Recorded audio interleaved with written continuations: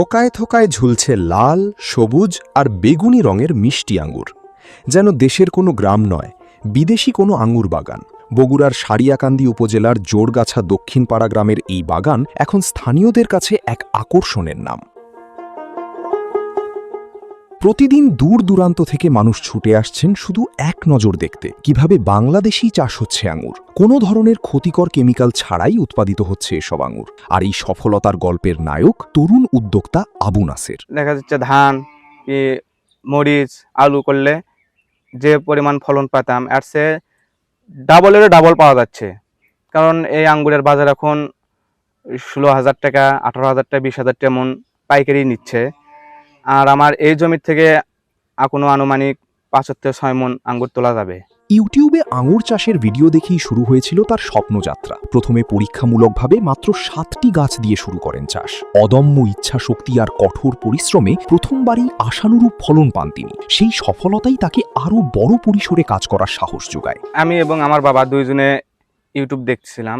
তো একদিন ইউটিউব দেখতে দেখতে দেখি যে এরকম আঙ্গুরের চাষ পদ্ধতি দেখলাম। তো ওখান থেকে আমরা আসলে এই উদ্যোগটা গ্রহণ করি ইউটিউব থেকেই।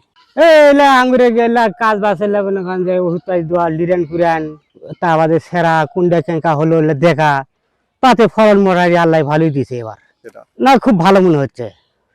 এটা তো মনে করেন যখন এটা নতুন এসে গেছে, হাঙ্গেরে ইয়া হচ্ছে, কাম কাজও হচ্ছে, ফসল আল্লাহ ভালো দিচ্ছে, এটাই ভালো। পরে বাড়ির পাশের 16 শতক জমিতে বাণিজ্যিকভাবে শুরু করেন আঙুর চাষ। ধীরে ধীরে বাড়তে থাকে বাগানের পরিধি। বর্তমানে প্রায় 4 বিঘা জমিতে বিস্তৃত হয়েছে তার বাগান। এই বাগানে রয়েছে 4 জাতের আঙুর। শুধু 16 শতকের একটি বাগান থেকেই বাজার মূল্য ধরা হচ্ছে প্রায় 5 লাখ টাকা। আমাদের এখানে একসঙ্গে 3 বিঘা জমি। এই 3 বিঘা জমিতেও আমরা এটা চারা রোপণ করছি। আগামীতে আমরা কর্মসংস্থান তৈরি করব, কারণ 4 বিঘা ভিতরে তো 2জন মানুষ করা সম্ভব না।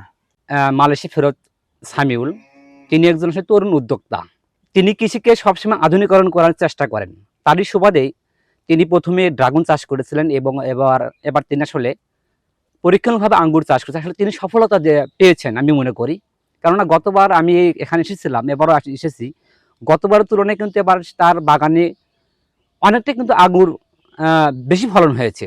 আমি তার আঙ্গুর চাষে খুবই আনন্দিত এবং আমি আসলে এই আঙ্গুর চাষে উদ্বুদ্ধ।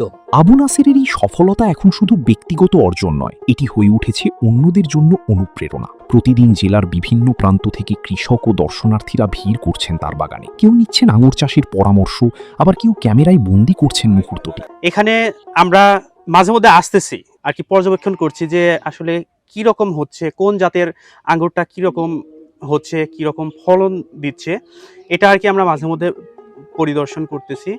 স্থানীয়দের মতে দেশে এভাবে বাণিজ্যিকভাবে আঙুর চাষ সম্প্রসারণ করা গেলে কমবে বিদেশি ফলের ওপর নির্ভরতা।